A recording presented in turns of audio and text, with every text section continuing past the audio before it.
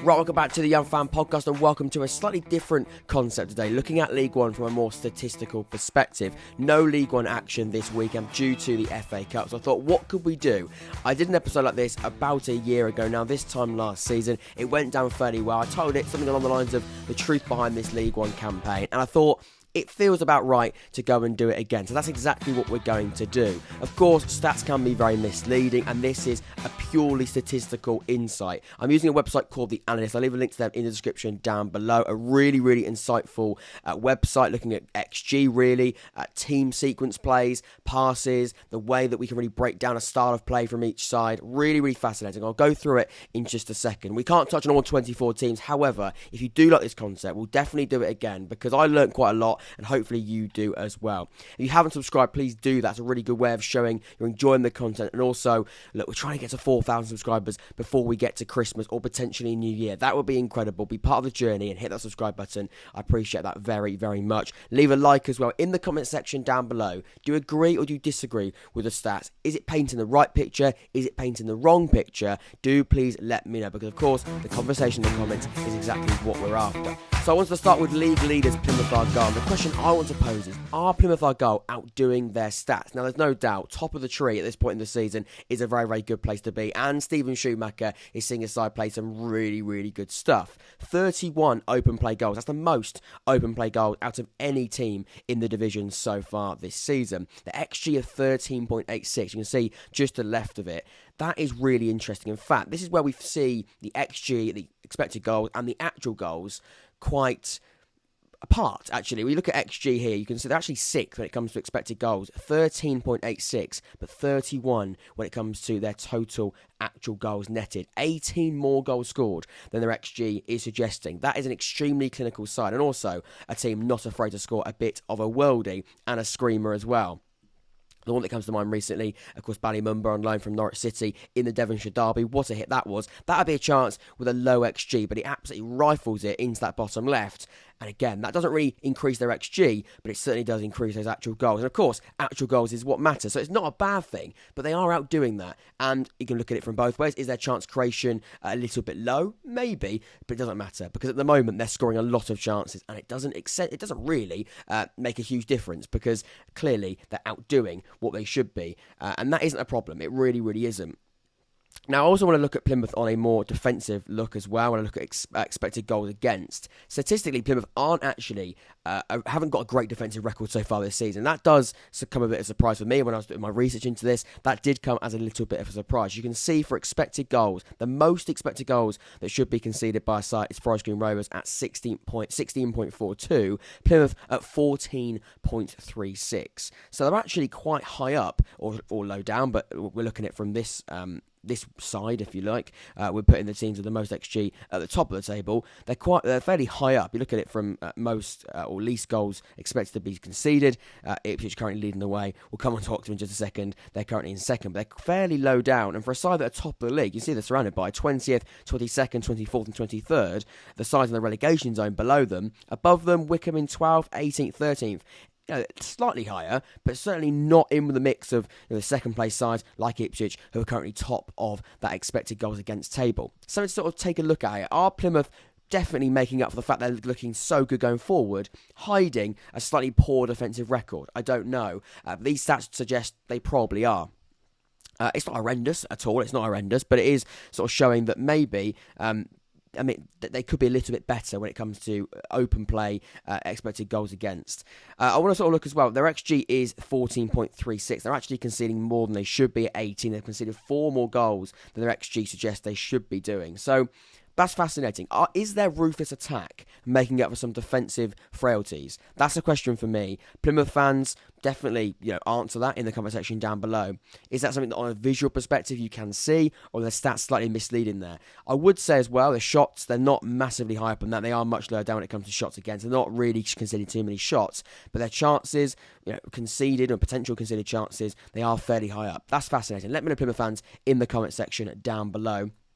When it comes to their set play goals against, you can see they're not really too much of a problem around mid-table. In fact, Peterborough are fourth, are higher than them, so they're sort of around mid-table. Not a massive issue from set plays, fairly strong from set pieces. It's a shot I'll try that again. Set piece shots, that's quite difficult to say. Again, similar area around that mid-table. And goals conceded from set plays, they're much lower down at 0. They have not conceded a set play goal this season. So they've got a very, very good set play record, really. Maybe going forward in the open play area, that could be a slight frailty. But either way, nothing to take away from it. They're currently top of the league. They've played some really good stuff. And they've got a very, very good record when it comes to goals scored, both from an actual perspective and on expected goals perspective as well. So, next up, the next side I want to look at is MK Dons. Currently really quite struggling. And you can see straight away, these are the sides, or the sides up here, with the least expected goals from open play. MK Dons, top of the tree, and not for any good reason. Last season, they ended the season at the opposite end. They're rock bottom right now. Last season, they were top of the XG table, and that just shows the difference inside that we're seeing from Liam Manning's boys. Nothing like the side that we saw last time out in the last campaign. Only 6 open play XG after, 16 games? Some teams have played more, 15, 16 games. That is not very good whatsoever. Now, the slight positive that comes with it is they have scored slightly more. They have scored 4 more goals than their XG does suggest. But this is a side that were creating chance after chance after chance last season. This year, nothing like that. And Liam Manning, we did a whole episode, I think, on MK Dons, or certainly a big segment on it, how Liam Manning likes to play extreme football. He likes to play from his defence through his midfield into his attack, really a ball-playing side. And this season, they're really quite struggling. We'll come into sort of the team sequences when looking at the style of play. They are still trying to play like that, but it isn't working. It isn't working. And why they're not getting either the luck or the output that last season they were certainly getting. Third in the league they finished, and they were much higher. In fact, the opposite end of the table compared to where they are now when looking at expected goals for.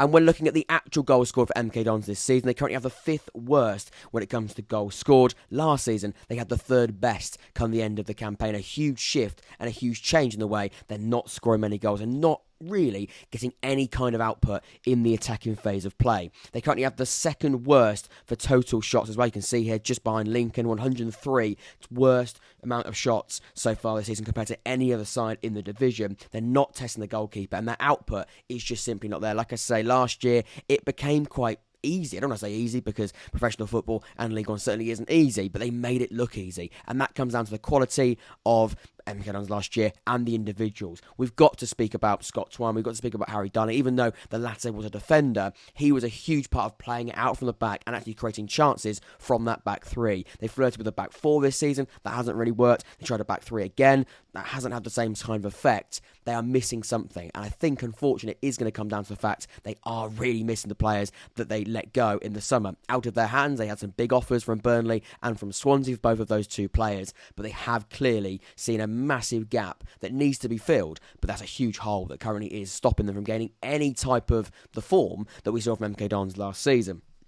Let's have a look at the XG as well, expected goals when it comes to XG. Again, it doesn't look better, does it? It doesn't look much better. Set play XG, again, the worst at 1.75, not being a threat at all from set plays. They're not causing problems from set pieces. When it comes to goals scored, they're not as bad, really. I mean, they're not great. It is currently 3. They are doing better than the XG suggests. But again, the XG, the actual goals, the shots, it's not ideal. And MK Dons and Liam Manning has got a really difficult test. And actually, he's got a challenge on his hands there. He really has. He currently also is leading the sack race when it comes to the bookies. Will Liam Manning be sacked by MK Dons? I don't know, but you look at the evidence here, it's not looking very good. I want to have a little look at the team sequence styles, because when I look at MK Dons, I do think of last season. I look at quite a slow, but intricate, I think, and I am stealing the words there of this graph, but it was sort of quite a slow, intricate style of play that did have elements of a high tempo, but they were quite patient. And that's a better way of calling it slow, because they were sometimes playing at quite a high tempo, but it was quite a patient style of play, not playing very direct, certainly playing it through the side in quite an intricate style of play. This season, they are still doing that. They are still trying to play that kind of way, and the short passing that isn't very direct, playing it through the back. You know, it is still there. Should they be trying something different, though? Should they be trying something a little bit different? They're trying to be quite loyal to the style of play that saw them success last year, and you can see why. Why would you change something that last season proved very, very successful? However, it is pretty clear to see. You look at the league table, you look at the stats we mentioned just previously, it isn't really working. Should we see a shift in the way they try and play? Could they go a little bit more direct? Could they maybe go and play less sequences per phase and try and, like I say, play a little bit more direct? That is something that Liam Manning is certainly against. We know the way he wants his side to play. So you're sort of stuck between a rock and a hard place right now. Do you go and change that style and put everything that you worked on last season to bed, what did prove successful, or do you try and change things? At the moment, I feel there's a bit of stubbornness could be causing a slight issue, but I understand why Liam Manning doesn't want to change, because last season it just worked so well. Again, we spoke about the departures of Scott Twine and Harry Darling and how important they were last year and how that could be even bigger of a problem than I think was first feared by the fans, by Liam Manning and from the football club. They did reinvest. Are you now looking at a side that maybe didn't reinvest in the right areas or in the right players? I don't know. They did sort of go down the younger route. Are those players struggling to sort of really gel and settle, potentially? Can that come with time? Potentially. You'd like to think so. Can those players turn into the outputs of Twine and Darling? Potentially. We'll have to wait and see, but it is very early on in their career. Scott Twine is not old, to be fair. He is still quite fairly young, and so is Harry Darling, to be honest with you. But these are players they certainly did look at. Maybe the Irish League, they brought in Devoy, I believe was his name, from the Irish League, and a few others. So, yeah, it's fascinating. I think does something to change. I think it does. I think that is a fairly good reflection of it. But, yeah, it's not the same MK Dons as previous years, or last season in particular. And, something's not quite right there, and the stats do back this up. MK Dons fans, let me know in the comment section down below. How do you break down this season so far from your side? Right, then let's look at Ipswich Town, because they are currently doing a very, very good job. Second in the league. And my sort of headline and real story I want to look at is how good are Ipswich Town? They're good, but are they good, in the words of James Lawrence Alcott? Clearly, they're not a bad side. Second in the league, and you can see they're topping the charts for XG, for goals for, and also you can see for goals conceded or potential goals conceded, they're also leading that as well. Very, very strong defensively. When it comes to open play goals conceded, they have the lowest. When it comes to open play goals scored, they're not the top. Actually, of course, we spoke about Plymouth in the first segment, but again, they're second, joint with Peterborough United. So both defensively and in the going forward stage of play, they're doing a very, very good job, and the stats do back that up.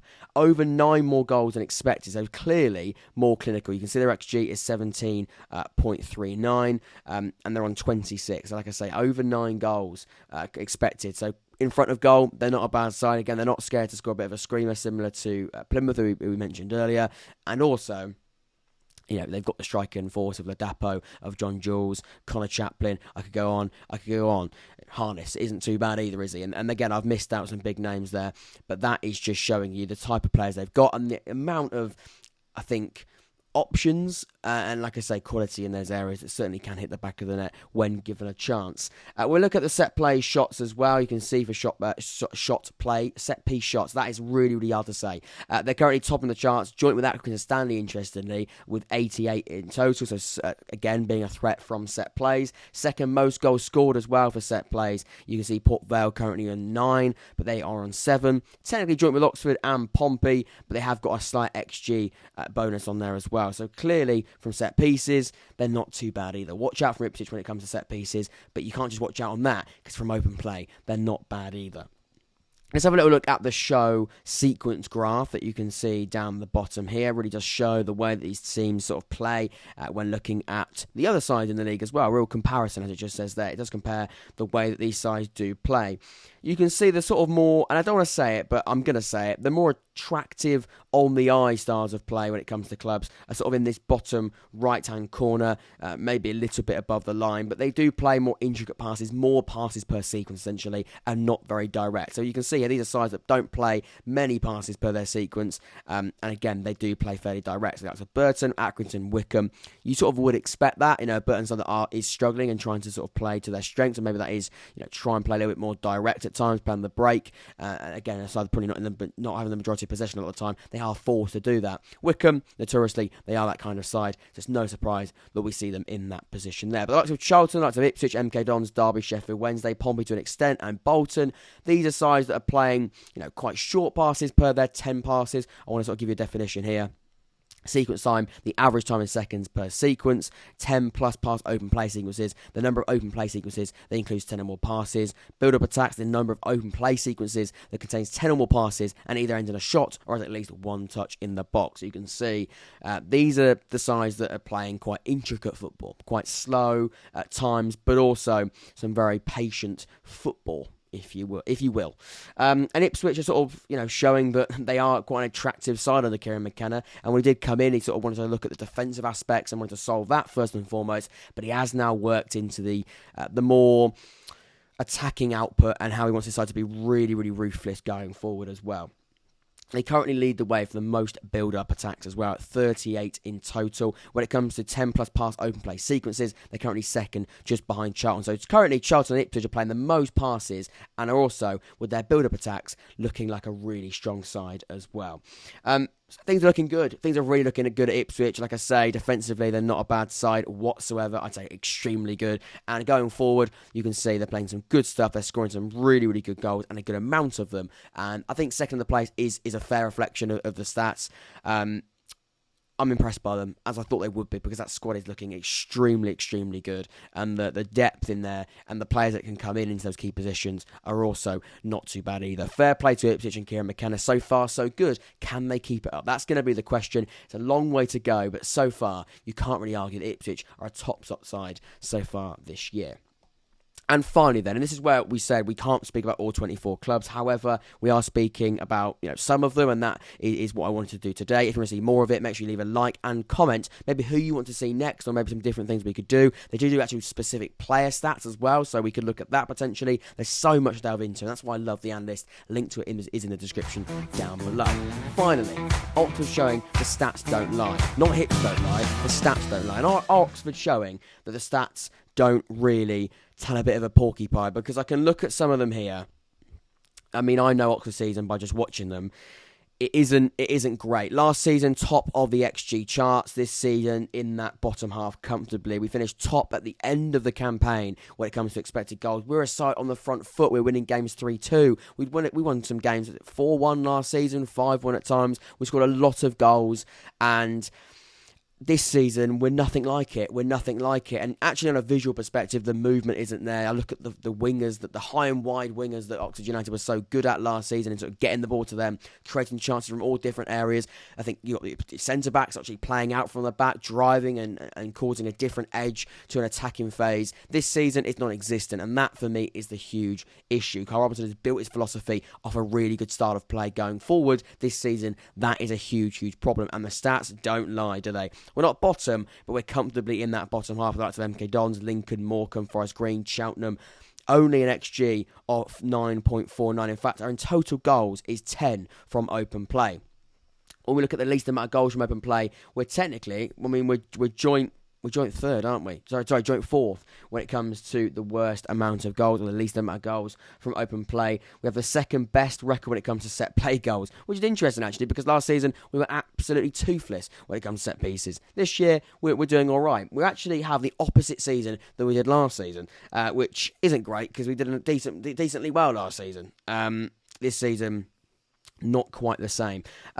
9 in total set pieces, apparently. I can bring it up here. Yeah, third best behind Port Vale, Ipswich. That is that's fascinating, but not the same as last year. Second best XG for goals against. We'll have a look at it as well. We can see the XG when it comes to goals against, actually only behind Ipswich. Defensively, apparently, we shouldn't be conceding too many goals. The big issue comes when you look at the goals scored. Double. We're conceding double the goals than we should be. Not great, does it? That highlights that we are conceding sloppy goals, we're making some mistakes, and we're conceding goals from out of the penalty area that technically shouldn't be hitting the back of the net. all of those different things. Either way, we're being, mistakes is a big one. Defensive errors, lack of cohesion in that back four or back three that we played this year. All those different things. But either way, whatever it is, you can look at the evidence. Whatever it is, we're conceding double the amount of goals than we technically should be. The team sequence also does see a massive shift in the style, and we are sort of seeing a real change. Last season, we'd be sort of in that area of where MK Dons, Ipswich and Charlton are around. I'd sort of predict this area. This season, much less passes, or much less passes per sequence, and slightly more direct. Not massively when it comes to direct speed, passes per sequence, many less, which says that we're not really that possession-based style of play side that we were in previous years. Much less passes and a more sense of direct football. Is that good? On the eye, not really. And are we seeing the rewards of changing in that sort of system? Not really either. That, for me, is a big problem.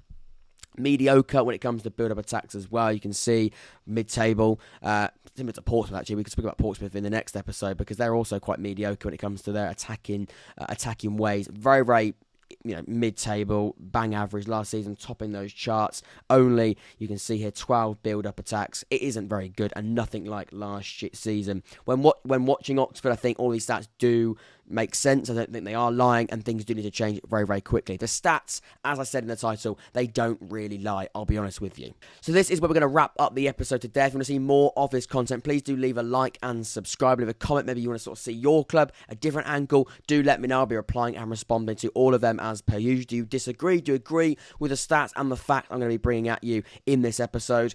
Let me know. Please do. Subscribe and, like I say, show your support in all of the ways I've just mentioned. And I'll see you next time. Again, FA Cup weekend has halted the content on the pitch. But again, I'll be bringing lots of content next weekend when the league does resume. Take care, stay safe. I'll see you all very soon.